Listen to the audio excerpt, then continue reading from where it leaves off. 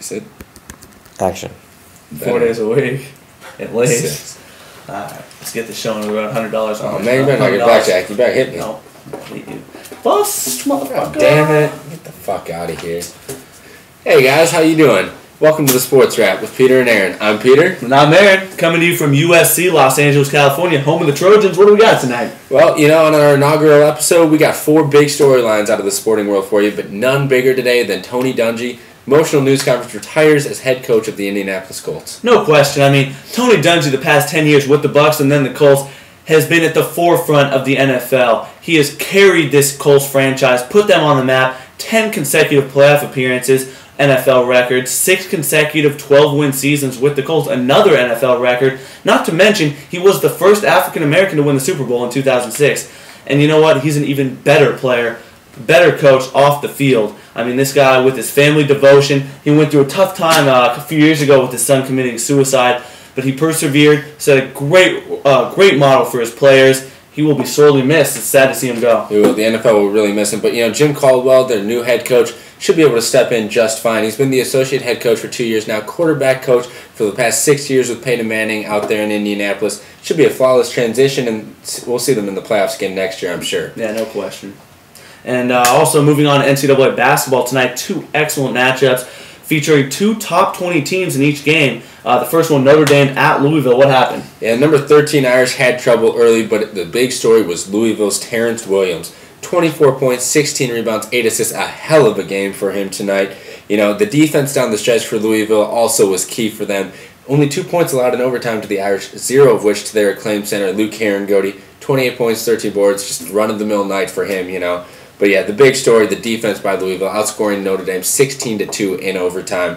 Notre Dame just couldn't get to the free throw line. Only 5 free throws the whole game. Not acceptable. Yeah, that's completely unacceptable for that caliber of team. And let's Luke Herringody talk. I mean, player of the year.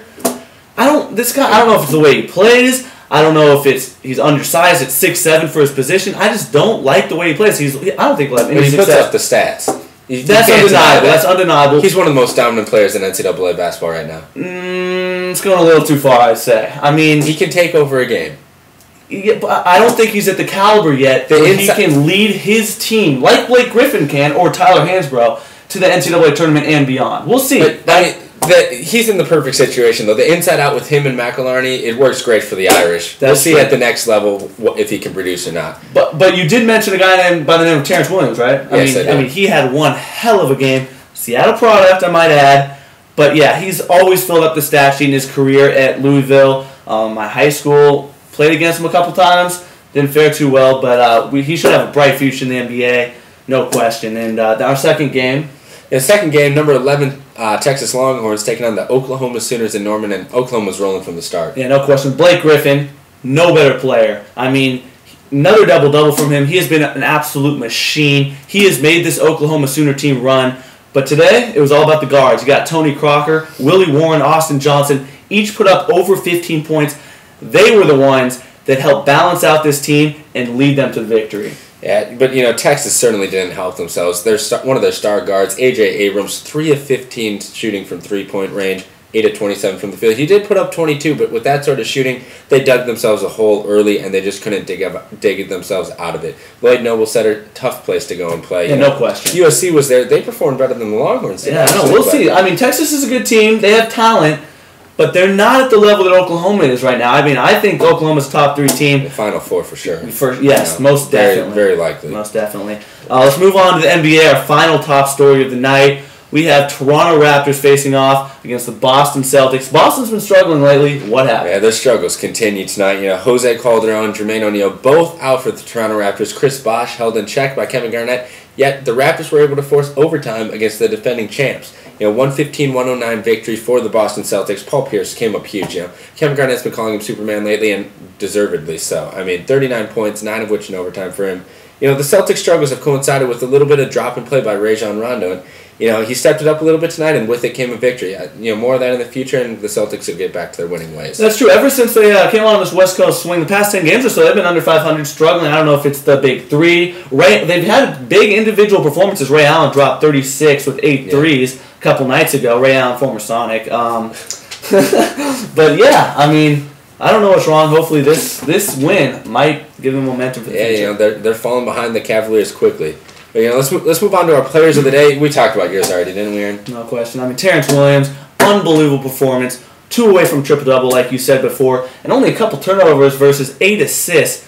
Excellent performance. He made the Cardinal go tonight. He led them, put them on their shoulders, and he led them to a huge in-conference victory. Yeah, mine's a rookie for the New Jersey Nets. We actually saw him and his twin brother, by the way, not the most attractive twins in the world, but, saw them play last year for Stanford when they came down here to USC. We actually won that game. Stormed the court after. Oh, yeah. Anyways, big performance tonight against your Oklahoma City Thunder, whatever. 31 points, 13 boards, 11 to 12 from the free throw line. You got to love that. A big man hitting their shots from the charity stripe. That's a great thing for his career in the future. No question, yeah.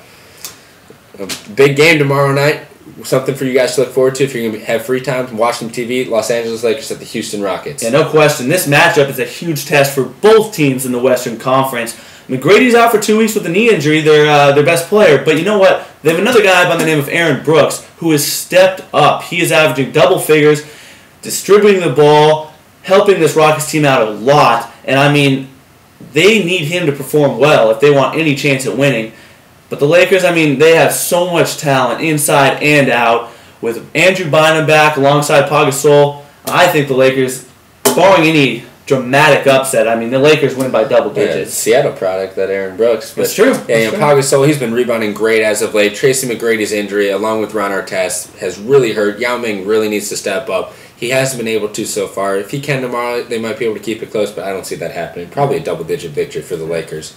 Now, Aaron, you saw us playing some blackjack. I'm a gambling man myself. You got any locks for me? Well, actually, I do. I'm looking at NCAA basketball tomorrow. Not much going on, so it's slim pickings. But BYU minus 14 against TCU. BYU is a very potent offense. Great from beyond the arc, shooting about 39%. So much experience. They've been to the NCAA tournament quite frequently the past years. I think BYU at home should be able to beat the TCU Horned Frogs. They should. I mean, at least by 20, right? I think so, but you know what I say? I say screw the spread. Go for the money line. Florida State Seminoles. Oh, count on. He's confident. Beating the NC State Wolfpack.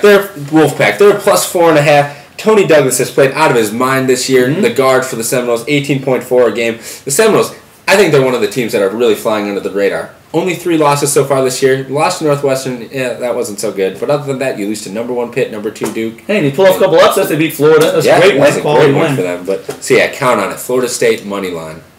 So now, Aaron, you got anything from Seattle to share with us? Well, it's kind of a slow day in sports everywhere, not just Seattle. Got to go with, Oklahoma City Thunder. I mean, it's a disgrace what happened, but what are you going to do? 103-99 overtime loss to the average Nets, mediocre at best. I mean, it continues the streak of heartbreaking losses for the Thunder. Runs their record to 6-33. I'm not sympathetic at all for the ownership down there in Clay Bennett. They stole our team. I mean, they've been getting their fair share of beatings lately. 42-point victory from us, but I'm not gonna. Yeah, what's your record again? 11-25. 11-25, playoff worthy. Yeah, 5 straight would have been 7 or 8 had we not blown a 29-point lead.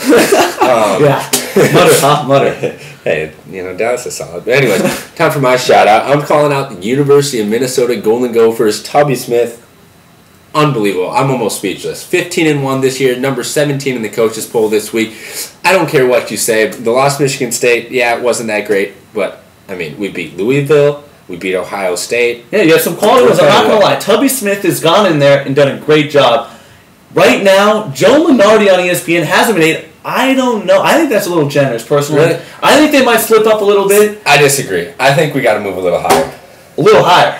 I'm saying like 6 seed right now. You beat Louisville when they were down. Louisville is just catching their stride right now. We're 15-1 though, man. You can't argue with that. They've done a great job. I'm surprised. Let's see if they can keep it up. Big game in Madison on Thursday. Let's beat the Badgers. Anyways, guys, I'd like to thank our director, Jonathan Munoz-Prue. And, I'm Peter. I'm Aaron. That's the Sports Wrap. We'll see you tomorrow night.